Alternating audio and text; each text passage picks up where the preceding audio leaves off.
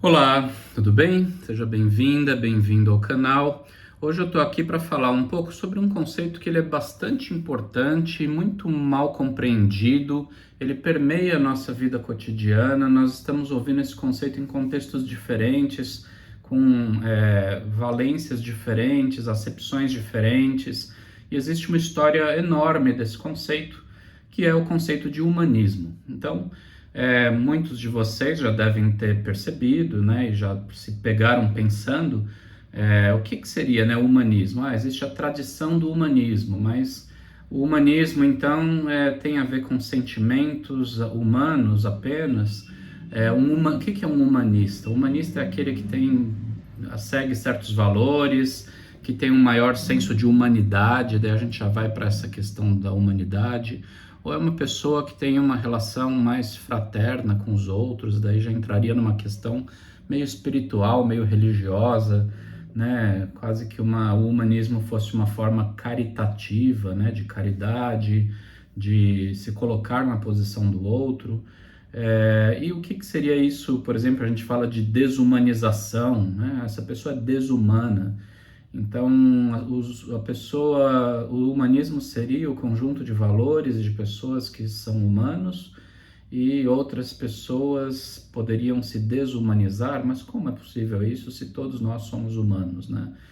Então, esse conceito ele acaba resvalando assim em alguns campos e ele tem uma difícil determinação e ele tem sido cada vez mais invocado nos dias de hoje. E não só nos dias de hoje, assim, tem sido invocado, mas também os seus opostos, ou justamente a sua crise, que é o que se costuma chamar de crise do humanismo.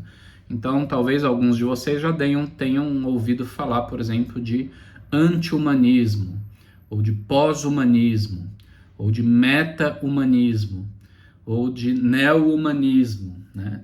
Ou de transhumanismo. Então, são todos esses prefixos que se colocam dentro desse grande guarda-chuva que nós vivemos e que é um momento agora, no começo do século XXI, em que se vive aí quase que os estertores aí desse humanismo já quase se decompondo em dissolução, e a gente diria então que o humanismo morreu. Então, o que é isso, né? Dizer que o humanismo morreu, ou então nós deixamos de ser humano, estamos nos tornando maquínicos, robóticos.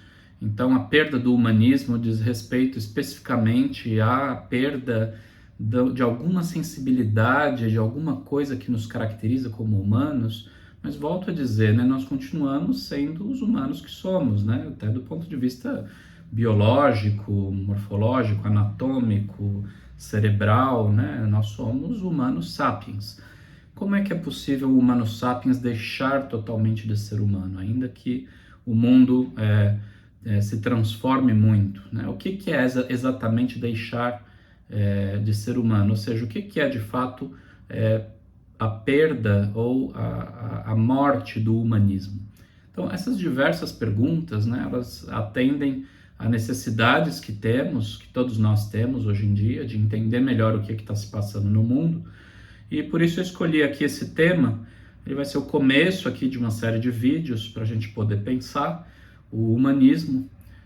E vejam, daí já resvala já num termo que é gigantesco, porque para definir o humanismo, ou seja, essas correntes de ideias, né, que definem valores humanos, a gente tem que definir o que é o humano, né? Então, não é possível definir o humanismo sem definir o que é o humano. Então, isso é enorme e eu queria aqui trazer alguns atalhos, algumas janelas, abrir aqui algumas bifurcações para que a gente possa proceder a uma reflexão sobre isso.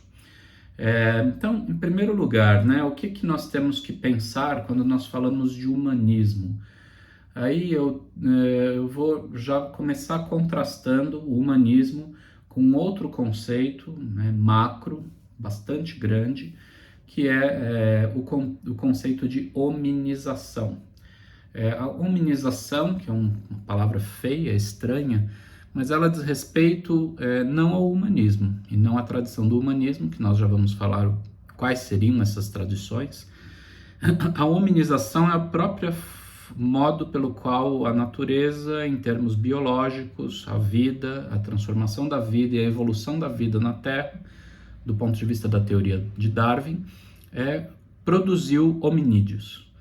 E esses hominídeos, 2 milhões de anos, geralmente é o que se convenciona pensar, que seriam esses primeiros hominídeos. Eles teriam 2 milhões de anos, dá para retroagir mais, depende das pesquisas, aí é um manancial de pesquisas bastante delicadas, não vamos entrar nisso agora, até porque mais para frente eu vou fazer outros vídeos falando sobre hominização.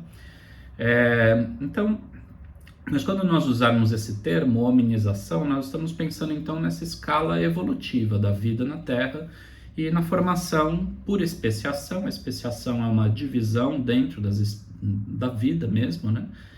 Por meio da qual a diversidade, a vida vai se diversificando até o ponto de gerar espécies diferentes dentro de um mesmo gênero. Então há um gênero, né, específico, e esse gênero ele vai se diferenciando e se diversificando ao longo de milhões e às vezes bilhões de anos até formar novas espécies. Isso é o que nós chamamos em biologia especiação. E por meio de especiação, então, houve um antepassado comum entre nós e os chimpanzés. O chimpanzé é nosso primo, irmão mais próximo do ponto de vista genético, tem 98% da nossa genética, mas também é o ser vivo mais próximo de nós do ponto de vista evolutivo. E isso quer dizer o quê? Que o humano veio do chimpanzé? O chimpanzé deriva do humano? Obviamente que não. Na verdade, isso é um movimento que se diz, que se faz em biologia, da chamada filogênese e a ontogênese. Em um outro momento, em outro vídeo, eu vou explicar melhor o que é isso, mas que são dois movimentos complementares para se determinar a origem de um indivíduo, né, de uma determinada espécie, né, que seja, e a origem da espécie. Então, como é que é possível conciliar, então, um indivíduo, né, vivo, um ser vivo, um organismo, e a sua origem filogenética, ou seja, de onde é que ele procede. Então, como é que se faz essa divisão, né, essa investigação. Então, mas voltando aqui, né, não é o nosso tema, eu vou fazer outros vídeos aqui falando sobre hominização. Só quero dizer isso, quando nós falamos de hominização, nós estamos nos referindo aos hominídeos e a formação desse gênero Homo que teve diversas espécies. E essas espécies conviveram entre si durante milhares de anos, né, e quiçá até milhões de anos, desde a origem dos hominídeos. E por meio de especiação elas foram se diferenciando, muitas se extinguiram e restou apenas o Homo sapiens, que é essa espécie de hominídeo que somos, né? Depois eu quero até falar um pouco sobre essa questão de hominídeo, né? Como diz o grande professor, um dos maiores paleontólogos brasileiros e um dos grandes pesquisadores em evolução humana, Walter Neves, hoje em dia se tem usado até o termo hominíneo e não hominídeo. E isso tem algumas implicações bastante importantes, não é uma mera terminologia. Mas em um outro momento nós falamos sobre isso. Vamos primeiramente aqui apenas nos ater a essa questão dos hominídeos. Então nossa formação do ponto de vista da evolução humana da vida na Terra, do ponto de vista de Darwin, nós falamos de hominização. Então, e por que então, de onde vem o humanismo? De onde vem o que a gente chamaria de humanização? É isso? Qual que é o termo que é possível usar, né? Qual que seria o termo correlato? Então vamos investigar um pouco para a gente pensar sobre isso. Na verdade, assim, do ponto de vista evolutivo, não é exatamente uma humanização, porque a humanização ela já está pressuposta pela hominização, né? Então, ou seja, pela própria formação da espécie, aquilo que nós viemos a ser até os dias de hoje. Então, de onde vem, né, esse termo humanismo? Como é que, se ele não diz respeito à formação da espécie, o que ele contempla, qual que é o seu conteúdo? Então, assim, em primeiro lugar, é importante a gente demarcar duas matrizes, né, do humanismo, né? Então, vamos falar aqui de humanismo e desse projeto, que é um projeto intelectual, filosófico, científico, conceitual, até religioso, que é da demarcação ou de uma das definições desse hominídeo sapiens, que é a definição do humanismo. Então, em primeiro ponto, é isso, já é bastante essencial que nós retenhamos isso. Ou seja, o humanismo é apenas uma maneira de abordar o humano biológico sapiens que somos, né? E qual foi a construção desse modo de abordar? É uma construção localizada, não quer dizer que a humanidade inteira seja humanista. Então, isso também já traz aqui um ponto de litígio interessante para nós refletirmos. De onde vem, né, a concepção do humanismo? Então, ela vem de duas matrizes. A primeira matriz é a antiguidade greco-latina, né? A antiguidade que a gente pode atribuir ali aos gregos, ao Mediterrâneo, a formação intelectual, sobretudo grega mesmo, algumas questões ali mesopotâmicas, egípcias, mas daqui a pouco eu entro nisso, que isso já faz parte da segunda matriz. Mas a primeira matriz por que eu chamo de matriz greco-latina?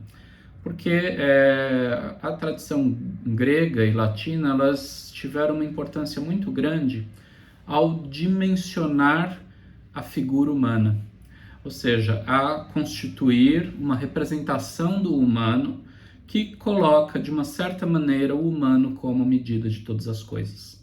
É como se nós tivéssemos em muitas culturas, a Oriente, Ocidente, na África, na Polinésia, na Oceania, aqui dos ameríndios, culturas antiquíssimas, muito anteriores, né, e muito mais antigas do que a cultura grega, mas os gregos eles tiveram essa singularidade de atribuir aos humanos uma espécie de medida e atribuir uma certa centralidade do humano dentro do processo da natureza. Vocês podem perguntar, bom, mas isso é estranho, como assim o humano não era o centro de si mesmo ou o centro da natureza? Certamente não, né? Isso demorou bastante para ser construído. Há um grande estudioso francês, o Pierre Lévesque, que tem uma obra chamada Animais, Homens e Deuses, no qual ele faz um mapeamento bastante grande ali da antiguidade pré-cristã, né? E até anterior aos gregos. Os gregos retiveram ainda muito isso, os pagãos de modo geral, a tradição greco-latina e todo o mundo ali, né? Que o Império Grego assambarcou e também o Império Romano, todas as religiões pagãs têm uma relação ainda muito forte com as divindades, né?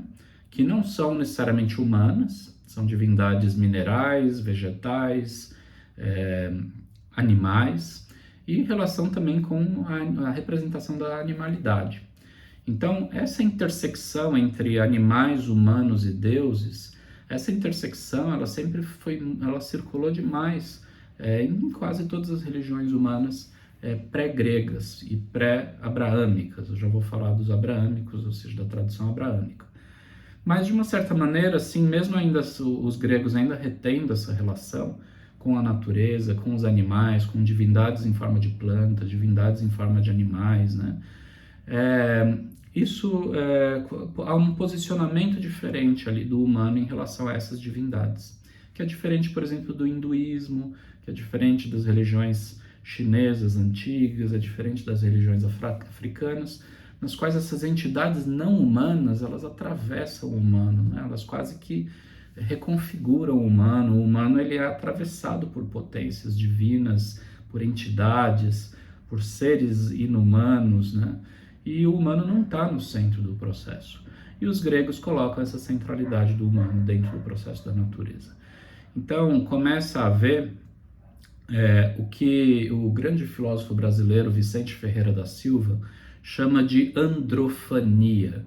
É uma palavra horrível, essa, estranhíssima, mas é de andros, né, que é uma das formas do que quer dizer homem, né, mas também humano, e phanos, em grego, que quer dizer luz, né, aparição, ou phanos de surgimento, né, como phenomenon, né, fenômeno, é aquilo que aparece. Então, a androfania, o que é isso? É quando dentro de diversos regimes de imagens, diversas produções do imaginário humano, o imaginário humano começa a produzir uma imagem de si mesmo, ou seja, do próprio humano, em primeiro lugar, e em segundo lugar, essa imagem começa a assumir o centro de todas as produções, ou de todas as fascinações, como diria também o Vicente Ferreira da Silva, que são essas fascinações não humanas, né, atravessadas de entidades minerais, vegetais, animais, anímicas, né, montanhas, rios, árvores, jaguares, tigres, o oceano, né, todos esses, o céu, as constelações, tudo isso está dentro do imaginário humano, e quase como se o humano tivesse se dissolvendo, né, nas religiões antigas e nas mitologias antigas. O humano ele se dissolve nesse todo. E os gregos conseguem reter e produzir essa androfania. E essa vai ser a tradição. Então a gente pode aqui, em primeiro lugar, pensar, então, o humanismo ele é uma forma de antropocentrismo, né? Pensando aqui que antropocentrismo é a própria noção do antropos no centro, né? E sempre que a gente fala de um antropocentrismo, a gente está falando de um posicionamento do humano no centro do universo, no centro do cosmos.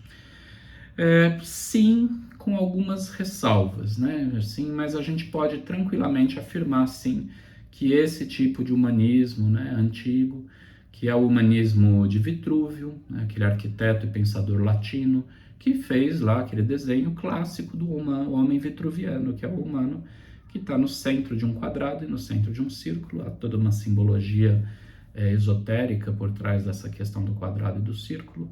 Em algum momento a gente pode voltar a isso. E o humano, então, no centro, está inscrito, né? O círculo é o céu e o quadrado é a terra, né? A terra como toda a materialidade que existe e o céu como toda a energia ativa e toda a imaterialidade divina que existe, e o humano está no centro. Então o humano vitruviano, ele é uma androfania, uma aparição do humano no centro, e o umbigo do humano também no centro do eixo das ortogonais, né? Então é como se houvesse ali uma relação umbilical do humano com tudo que existe. E depois esse humano vai ser retomado por Leonardo da Vinci, né? O genial, incrível Leonardo, e por todo o Renascimento, que vai retomar todo esse projeto androfânico, ou seja, de posicionamento de novo do humano no centro dos processos naturais.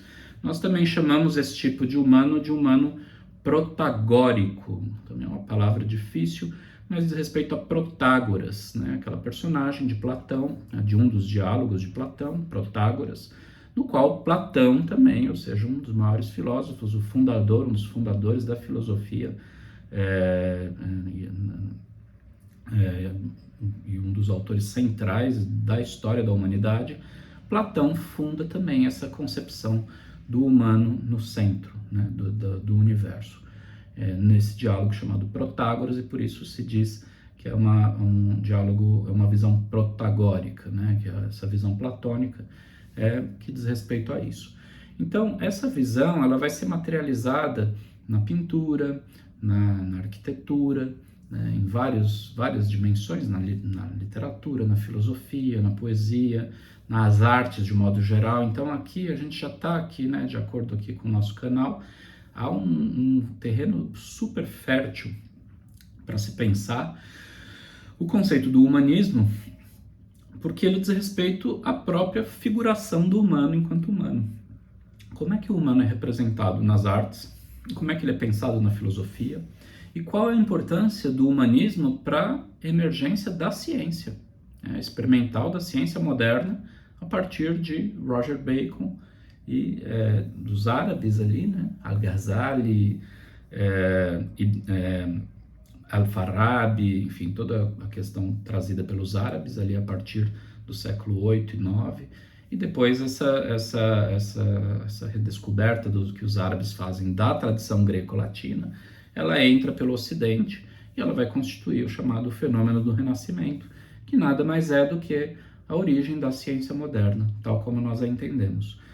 Por isso, Leonardo da Vinci é tão importante quanto Platão, por exemplo, porque é como se nós tivéssemos aqui dois momentos, né, androfânicos impressionantes, que é a emergência dessa visão, né, da centralidade do humano na antiguidade greco-latina, e depois no Renascimento essa emergência retorna, não apenas em Leonardo, mas é um fenômeno vasto do Renascimento, da poesia, da pintura, das artes visuais, da arquitetura, da literatura, da filosofia e de vários outros estudos, né? O Renascimento é uma das minhas paixões, meu primeiro mestrado foi sobre Renascimento, e aí daí a gente tem a ciência moderna até hoje em dia, né? Essa minha tese é de que nós temos, a nossa ciência de hoje ainda é uma ciência derivada de uma grande modernidade, um grande arco moderno. Essa é uma teoria também do filósofo Peter Sloterdijk, que começa ali no século XV, XIII, XIV e especificamente no século XV, com o Renascimento, a partir da retomada dessa visão androfânica, porque ao posicionar o humano no centro, o humano começa a ter mais protagonismo na natureza e no universo, e esse protagonismo é o que gera a ciência experimental, e é o grande impacto que vai produzir todo o mundo moderno que se descortina e se desdobra desde o Renascimento, né? Então, essa é uma primeira matriz desse projeto humanista. E aí, vamos ficar por aqui hoje. E aí, no próximo vídeo, eu quero trazer um pouco mais desse debate. E aí, nós entramos no segundo projeto, que é o projeto abraâmico, né? E aí, vamos entender por que nós temos uma primeira matriz do humanismo, que é a greco-latina, e uma segunda matriz, que é essa matriz que a gente pode chamar de abraâmica. E o que é isso? Tá bom? Um grande abraço e muito obrigado por prestigiar. Assine aqui o canal e eu sempre estou trazendo atualizações e debates em torno dessas fronteiras de arte, ciência e filosofia. Um abraço e até mais.